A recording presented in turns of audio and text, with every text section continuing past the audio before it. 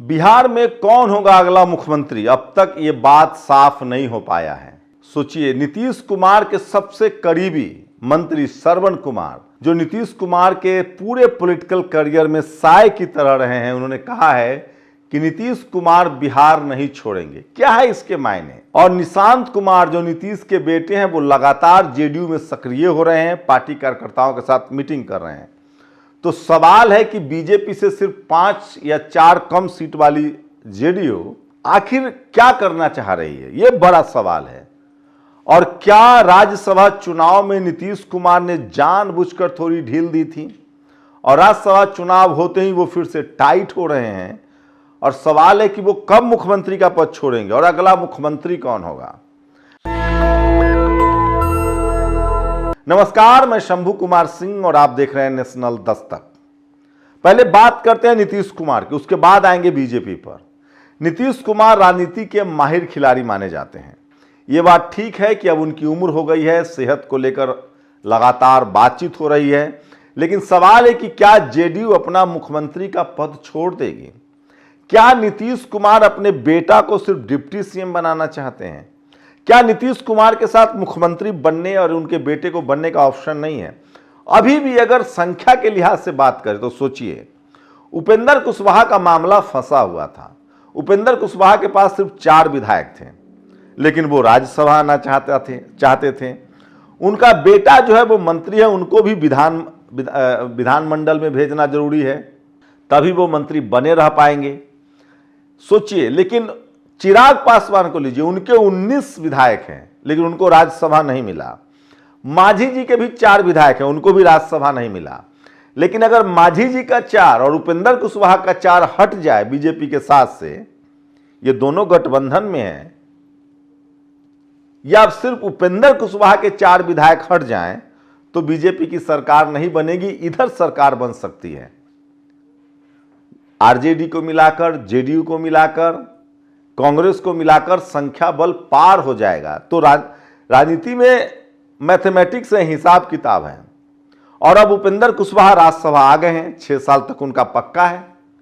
इधर सरकार रही तो भी उनका बेटा मंत्री रहेगा, और क्या पता तेजस्वी यादव डिप्टी सीएम बन जाए और नीतीश कुमार अपने बेटा को मुख्यमंत्री बना दे। कौन नहीं चाहता है कि उनके घर में मुख्यमंत्री की कुर्सी रहे? ये बड़ा सवाल है।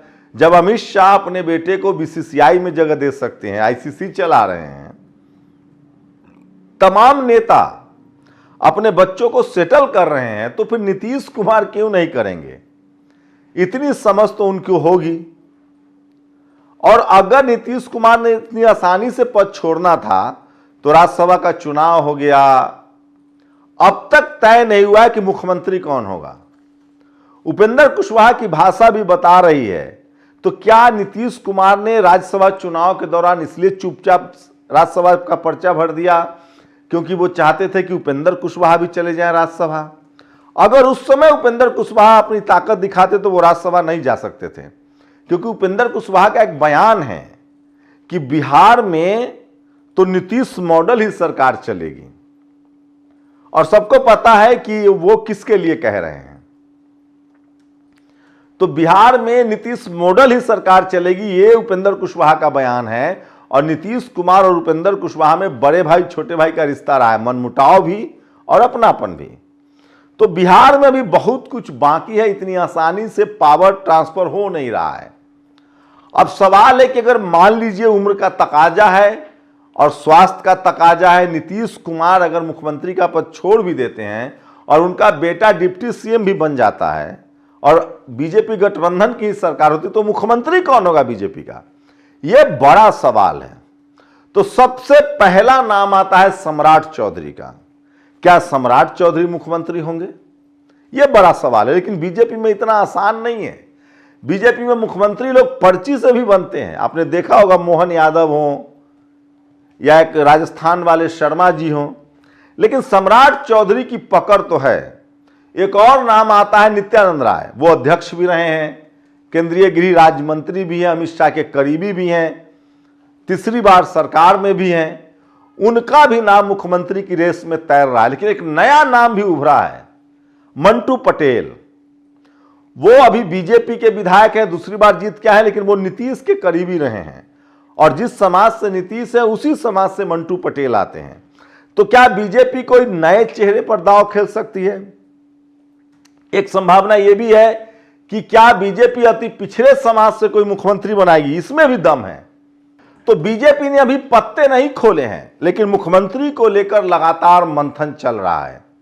यह अलग बात है कि सम्राट चौधरी सबसे आगे जा रहे हैं, लेकिन एक और खेल बाकी है। मुख्यमंत्री के गुलदस्ते में बीजेपी के पास दलित सीएम नहीं है, शेड्यूल कास्ट कम्युनिटी से अभी भी एक कोई भी सीएम नहीं है। चिराग पासवान लगातार उनकी पार्टी के और खासकर उनके जो सांसद हैं, उनके रिश्तेदार, वो लगातार कह रहे हैं कि हमें जो भी जिम्मेदारी मिलेगी हम उसको निभाएंगे। रामविलास पासवान जी का बड़ा सपना था बिहार का सीएम बनने का। लालू यादव, रामविलास पासवान, नीतीश कुमार, शरद यादव एक बड़ी तिकड़ी चौकड़ी थी इन लोगों की। रामविलास पासवान लंबे समय तक केंद्र में रहे, लेकिन वो मुख्यमंत्री नहीं बन पाए। उनका भी सपना है। चिराग पासवान का सबसे बड़ा ड्रीम है बिहार का मुख्यमंत्री। तो क्या राज्यसभा उनको भेजना था किसी को, उन्होंने उस पर समझौता कर लिया। तो क्या कोई दलित मुख्यमंत्री भी हो सकता है? तो चिराग पासवान भी इस रेस में हैं, अभी उनको बाहर नहीं कर सकते हैं।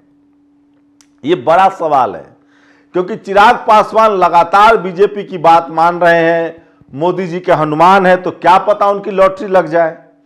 तो यह भी हो सकता है कि अभी तक एक दलित मुख्यमंत्री का जो कार्ड है वो खाली है बीजेपी के पास, और इस देश में एक भी शेड्यूल कास्ट का मुख्यमंत्री नहीं है। और हाल के दिनों में जिस तरह से SC ST OBC को लेकर बीजेपी अपनी प्लानिंग कर रही है, क्योंकि उन 24 के चुनाव में वो 240 पर सिमट गए थे। उनको पता है कि यूपी में खासकर कुर्मी, यादव, कुशवाहा और दलित सेगमेंट अगर अलग हुआ तो सरकार धराम से बैठ जाएगी और अगली बार 200 पर टिक जाएगी, क्योंकि 240 और अगर यूपी में कम हो गया तो काम खत्म। तो बिहार में अगर नीतीश कुमार के बारे में खराब मैसेज गया तो वहां से बैकवर्ड वोट भी हटेगा। तो क्या बीजेपी अति पिछड़े समाज का कोई मुख्यमंत्री देगी? कोई शेड्यूल कास्ट मुख्यमंत्री दे सकती है? यह भी एक बड़ा सवाल है। तो बिहार पर नजर बनाए रखिए, अभी सब कुछ साफ नहीं है।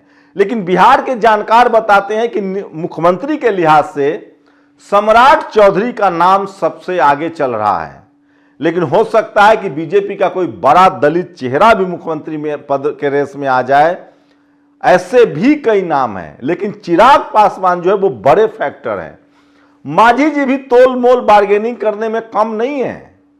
वो बार बार कह रहे हैं कि हमें कोई बड़ा मुआवजा मिलेगा।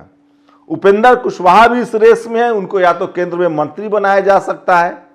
तो नीतीश कुमार अभी आउट ऑफ मार्केट तो नहीं हुए हैं, अपने बेटे के लिए प्लानिंग तो कर रहे हैं। और मुख्यमंत्री की कुर्सी बड़ी कुर्सी होती है, कोई इतनी आसानी से छोड़ता नहीं, और वो भी तब जब नीतीश कुमार के पास भी लगभग 80 विधायक हैं। तो ऐसे में अभी भी सब कुछ क्लियर नहीं है। सवाल है कि बीजेपी का मुख्यमंत्री कौन होगा, और क्या चिराग पासवान मान जाएंगे कि हम मुख्यमंत्री नहीं बनेंगे, क्योंकि उनके पास 19 विधायक है। यह भी बड़ा सवाल है। हां, यह बात है कि बीजेपी में अभी सम्राट चौधरी का चेहरा सबसे आगे है। अब अध्यक्ष भी बिहार से हैं, लेकिन करना तो अमित शाह, नरेंद्र मोदी को ही है। देखते हैं उनका कौन है विश्वास पात्र जिसको वो मुख्यमंत्री बनाते हैं। या उससे भी बड़ा सवाल जो श्रवण कुमार ने कहा है कि अभी नीतीश कुमार बिहार नहीं छोड़ेंगे, तो क्या मुख्यमंत्री को लेकर बार्गेन होगा और जेडीयू जो है वो अपना मुख्यमंत्री चाहता है? यह भी बड़ा फैक्टर है। तो बिहार में अभी सब कुछ साफ नहीं है, लेकिन बिहार में सोशल जस्टिस, सामाजिक न्याय की राजनीति है। एक बड़ा सवाल यह भी बनता है कि क्या बिहार में 35 साल से जनरल कैटेगरी का मुख्यमंत्री नहीं रहा है, क्या बीजेपी यह भी हिम्मत कर सकती है कि वहां कोई जनरल कैटेगरी का मुख्यमंत्री आ जाए? यह भी बड़ा सवाल है जो तैर रहा है। लेकिन देखने वाली बात होगी कि क्या होता है। बीजेपी के सीएम रेस में सम्राट चौधरी नंबर 1 पर बने हुए हैं। दूसरे नंबर पर कोई अति पिछड़ा समाज का भी मुख्यमंत्री हो सकता है। तीसरे नंबर पर बीजेपी डैमेज कंट्रोल करने के लिए नीतीश कुमार के समाज का भी कोई मुख्यमंत्री बना सकते हैं, या फिर दलित चेहरा, उनके गुलदस्ते में कोई दलित मुख्यमंत्री नहीं। ट्राइबल मुख्यमंत्री उड़ीसा में भी हैं, छत्तीसगढ़ में भी हैं, लेकिन उनके गुलदस्ते में कोई दलित सीएम नहीं है, तो क्या चिराग पासवान दलित सीएम हो सकते हैं? लेकिन इस तब होगा ये सारी बातें जब नीतीश कुमार पहले इस्तीफा तो दें। ये बड़ा सवाल है। शुक्रिया। नेशनल दस्तक की आपसे गुजारिश है कि अगर इसको बचाना चाहते हैं तो नेशनल दस्तक को सब्सक्राइब करने के लिए रेड कलर के सब्सक्राइब बटन को दबाएं, फिर बेल आइकन की घंटी दबाएं। नेशनल दस्तक को बचाने के लिए बहुत जरूरी है कि हर खबर को शेयर करें, लाइक करें, कमेंट जरूर करें।